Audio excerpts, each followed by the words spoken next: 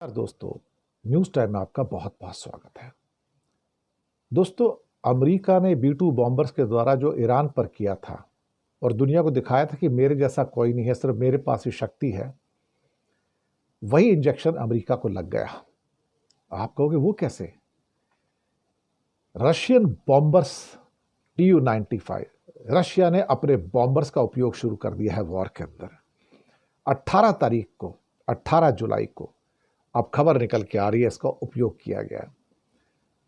2 Tu-95 bombers बेलाया airbase से उड़ते हैं, 3,800 किलोमीटर की दूरी तय करते हैं और साथ में उनके इल्यूशन 78 फ्यूल टैंकर विमान उड़ते हैं जो उसको रिफ्यूलिंग करते हैं और फिर अपने एरिया से KH-101 जो डेडली मिसाइल्स हैं, 9 डेडली मिसाइल्स, वो दोनों विमान छोड़ते हैं और यूक्रेन के एयर डिफेंस सिस्टम को उसका अंदाजा तक भी नहीं लग पाया कि भाई ये हो क्या रहा है। अल्टीमेटली कहर बरपाया इन मिसाइलों से।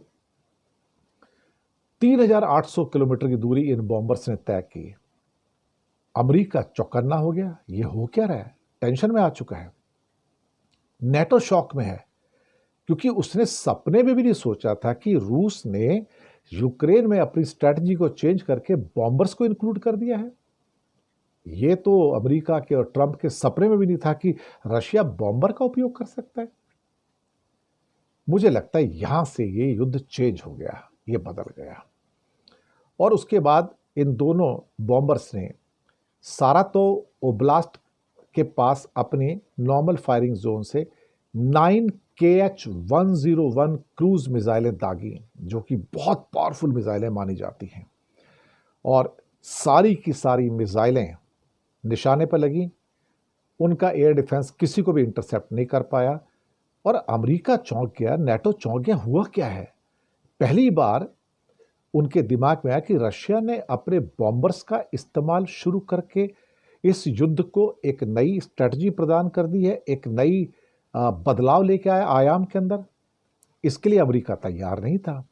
अमेरिका के शायद माइंड में भी नहीं था कि रशिया बॉम्बर्स का इस्तेमाल कर सकता है, क्योंकि उसको लगता था कि सिर्फ बॉम्बर का इस्तेमाल मैं ही कर सकता हूं, वो भी ईरान के खिलाफ, बाकी दुनिया में किसी भी हिम्मत नहीं।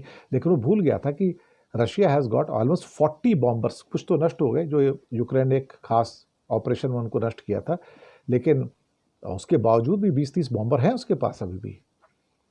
और उन्होंने अंजाम दे दिया साहब इसको, और बिना किसी लैंडिंग के 3,800 किलोमीटर की यात्रा की और फ्यूलिंग जो प्लेन्स होते हैं उसके सहारे ये उसको पूरा का पूरा ऑपरेशन को अंजाम दिया और बाद में सुरक्षित अपने एयरबेस पे चले गए। अब ये एक नई किस्म की क्षमता को उजागर करता है कि रशिया ने क्रूज मिसाइल अपनी ही सीमा के अंदर से दागी और वहां से जो टारगेट्स थे उसको पिन पॉइंटेड एक्यूरेसी के साथ हिट कर दिया। ये लगता है कि रशिया की जो रणनीति है, जो स्ट्रेटजी है, इस समय वॉर स्ट्रेटजी है कि अभी लोहा गर्म है, हथौड़ा मारने का टाइम है। अब पुतिन गुस्से में है, जो मैं एक बार शब्द यूज करता हूं, पुतिन ठोक रहा है इस टाइम और ज़्यादा ठोकेगा। और ज़ेलेंस्की कुछ नहीं कर पाएगा, नेटो और अमेरिका भी कुछ नहीं कर पाएंगे। और एक दिन ऐसा होगा, अब उसको आधा यूक्रेन नहीं चाहिए, अब वो पूरा यूक्रेन लेके मानेगा, पूरा का पूरा यूक्रेन हड़प करके जाएगा रशिया। अब ये जो सारा का सारा जो नया परिवर्तन हुआ है रणनीति के अंदर, जो स्ट्रैटेजी के अंदर हुआ है, इसने बड़े बड़े जो क्या कहते हैं कि जिसे क्या कह सकते हैं कि आप जो स्ट्रैटेजिस्ट हैं, रणनीतिकार हैं, उनको शॉक में डाल दिया कि रशिया और बॉम्बर का यूज कर रहा है। ये सोच में भी नहीं था। अब इनको पता लगेगा कि रशिया इन बॉम्बर का यूज यूरोप में भी कर सकता है, तब आप क्या करोगे। मुझे लगता है यहां से इस युद्ध में एक नया मोड़ आ गया है। ये रशिया के रिजॉल्व को दिखा रहा है कि वो किस सीमा तक जा सकता है, क्योंकि ये बॉम्बर्स दरअसल जो यूज किए जाते हैं, ये एटम बम गिराने के लिए यूज किए जाते हैं।